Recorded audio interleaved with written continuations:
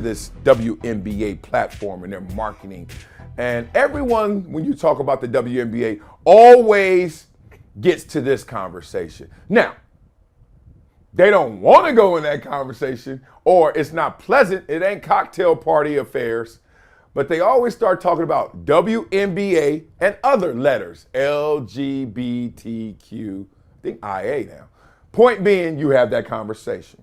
This is a women's league that has a perception and a reality of a lot of women that are lesbian. Okay, we get it. So, in this platform, let's talk about what's going on in the marketing and how's that helped them or hurt them. But I ain't asked the question. Shannon Sharp asked the question to Monica McNutt. Let's hear it.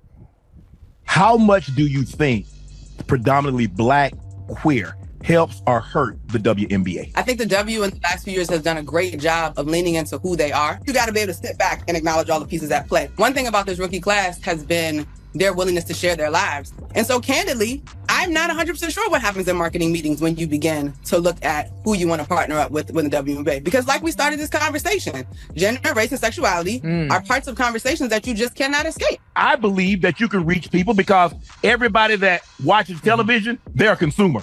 If they want some ideas from the true #1 marketing brander himself, I can guide them in which way to go. That's what I did. Just keep your mind open to what is the reality of someone else's experience that may not look like you. That's the part that's frustrating to me in this conversation, y'all. Like, folks aren't taking the time to just do a little bit of digging about what the WNBA has been, how powerful these women have used their voices, what they stand for, because it's beautiful. Okay. She went from, I'm not sure what happens in those meetings, to just saying, love what you're not is beautiful. They have power. Okay, power is relative. So let's just say, let's help them out. There are a few things that stand out to me about the WNBA beyond the product. Like, I don't care what product you have, you can sell it, right? You can sell a product, that's the power of marketing. And then people be like, what? Now, the greatest seller is word of mouth, right? People just talking, because there's billions of people. And if we talking about it, ain't that many commercials in the world that can keep up with people talking about, dog, you ever try that? You ever try that? You ever try that? You ever watch that? You ever watch that? Okay, you get it? So that's part one. We know it. Part two is, okay, we got a product that is flawed. We have a product that, hey, it's good if you try it, but not a lot of people trying it. Not everyone has great success or results with it.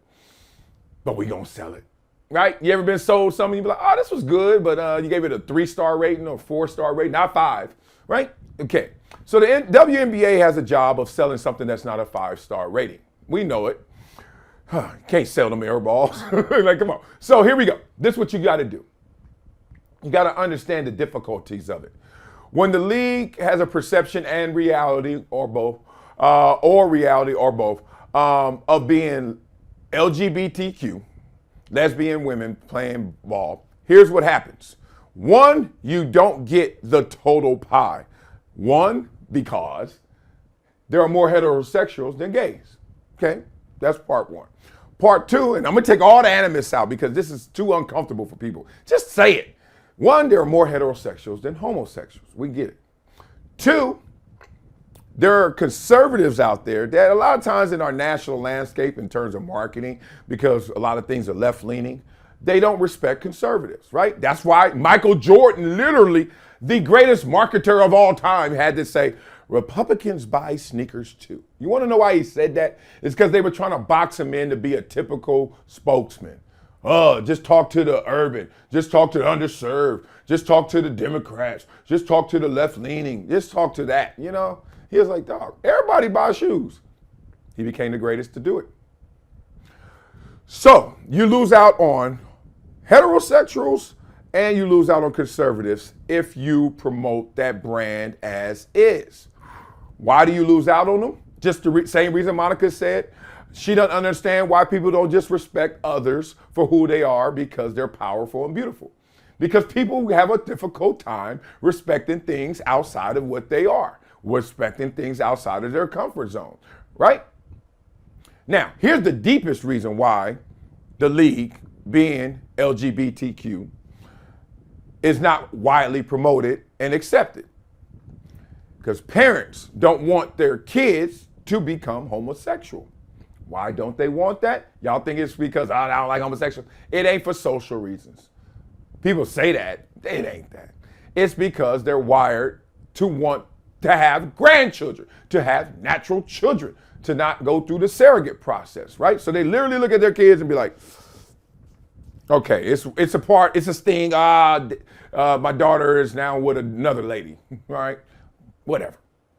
The thing is, where are my grandkids? So parents have power over little kids getting introduced to sports and things, right? We're the ones driving them to practice. We're the ones picking them up. We're the ones taking them to them tournaments. We're the ones that's got all those little quirky things to say to them to give them incentive or also to dissuade them. You know, you ever been dissuaded? Like, daddy, like, I don't know about that. I don't know about that. And you next thing you know, you're like, I don't know about that because my daddy said I don't know about that, right? Kids listen and then they watch and they do exactly what they seen. So parents are not into this fully. They're reluctant. And then it makes it tough for you to promote and market. Simple as that. There's no audience. There's a TAM, a total audience marketplace, right? What is a total audience marketplace? Well, the WNBA does a bad job of targeting that. And that's why Monica even said, now these women, Angel Reese coming out, tall, 6'3", beautiful, heterosexual.